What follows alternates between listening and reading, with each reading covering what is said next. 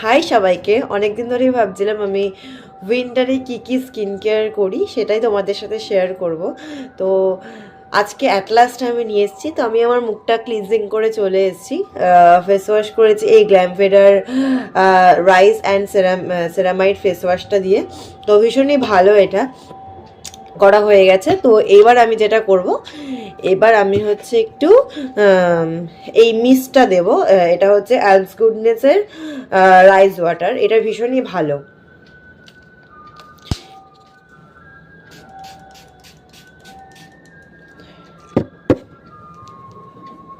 আর এটা কিন্তু পোর টাইটনিং করে। আসলে আমার যেহেতু একটুখানি অয়েলি স্কিন রয়েছে, তো এটা কিন্তু ভীষণই ভালো। অয়েলি স্কিনে কিন্তু প্রচুর পরিমাণে ওপেন পোর্স হয়, আমারও রয়েছে, বাট এটা দেওয়ার পরে অনেকটা কমেছে আমার ওপেন পোর্স।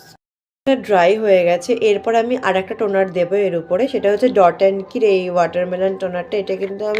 এটা কিন্তু আসলে গরমকালের জন্য, বাট এটা আমার যেহেতু ভাল লাগে, এটা আমি শীতেও ইউজ করি।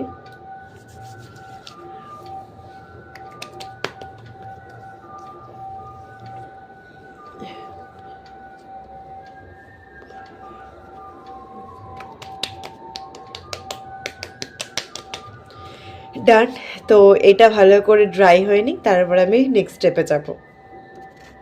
আচ্ছা, তো তোমরা দেখতেই পাচ্ছ আমার ফেসটা ফুললি ড্রাই হয়ে গেছে।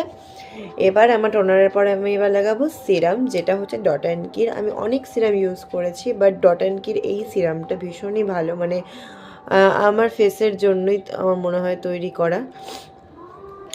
আসলে আর নেই, একটুখানি কুড়িয়ে গাছিয়ে বার করলাম, আবার এটা কিনতে হবে। সিরাম লাগানোর পরে কিন্তু স্কিনটা একটু আলাদাই গ্লো করে, যেটা তোমরা দেখতেই পাচ্ছ।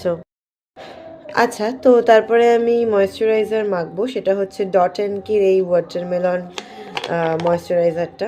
খুবই ভালো এটা, আমি রিপারচেস হয়তো আর করবো না, বাট ভীষণই ভালো, ভীষণই ভালো এই ময়েশ্চারাইজারটা। হ্যাঁ, হয়তো আমি আর রিপারচেস করবো না, কারণ এরপর আমি যেটা পারচেস করবো ময়েশ্চারাইজার, এটা প্রায় শেষ, এর মধ্যে আর নেই, তাও কুড়িয়ে কাছে ইউজ করি।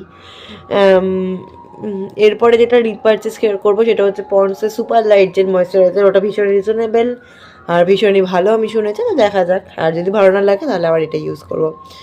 তো যদি তোমরা ক্লিয়ার স্কিন পেতে চাও, তাহলে আমার মনে হয় তোমরা অবশ্যই ফেশিয়াল রেজার ইউজ করো।